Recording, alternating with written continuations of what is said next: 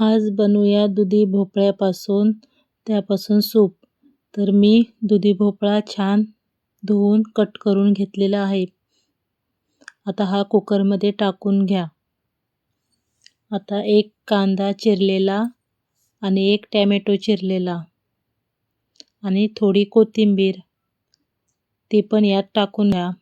आता यात आपण पावडरी मसाले टाकू. मीठ, हळद, लाल तिखट, जिरे, धने पावडर. आता याच्यात पाणी ओता एक तांब्याभर आणि याला चार एक शिट्ट्या काढून घ्या. आता हे पूर्ण शिजलेलं आहे. आता ह्या चाळणीनं आपण पाणी वेगळीकडं आणि हे सगळ्या फोडी मिक्सरमध्ये टाकून छान पेस्ट बनवून घेऊ.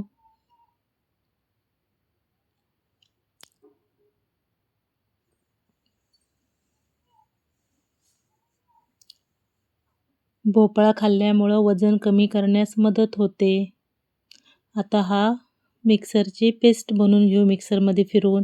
हे बघा मी पेस्ट आता बनवून घेतली.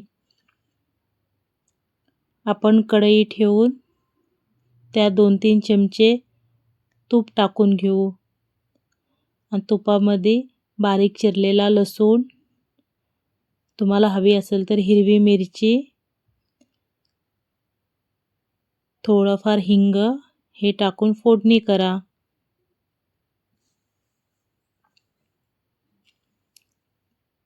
दुधी भोपळ्याने भोपळ्यात कॅलरीज कमी असतात आणि पाणी जास्त असतं, त्यामुळं पोट भरलेलं वाटतं आणि भूक कमी लागते.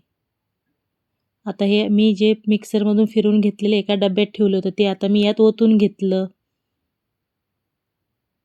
तेलाची फोडणी देऊ नका, तुपाचीच द्या वजन कमी करायचं असेल तर.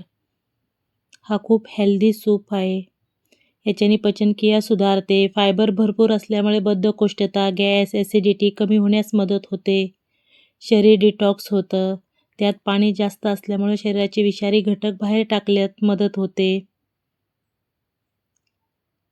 हे बघा आता याला छान उकळी फुटू द्या आणि गरम पाणी वापरा. तुम्हाला किती पातळ पाहिजे, थिक पाहिजे तसा ठेवा तुमच्या आवडीनुसार.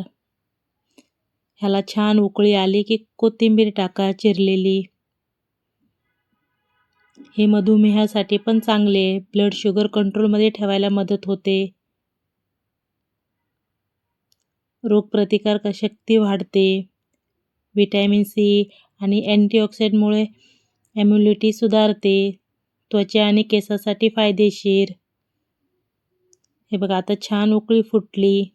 चला तर आपण सर्व करू.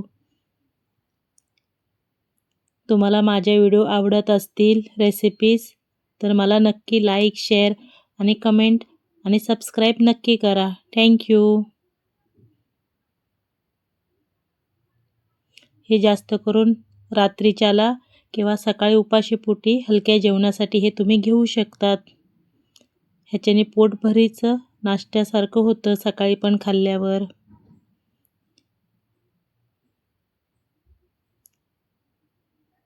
आवडलं तर नक्की लाईक करा, शेअर करा. थँक्यू व्हिडिओ शेवटवर पाहिल्याबद्दल.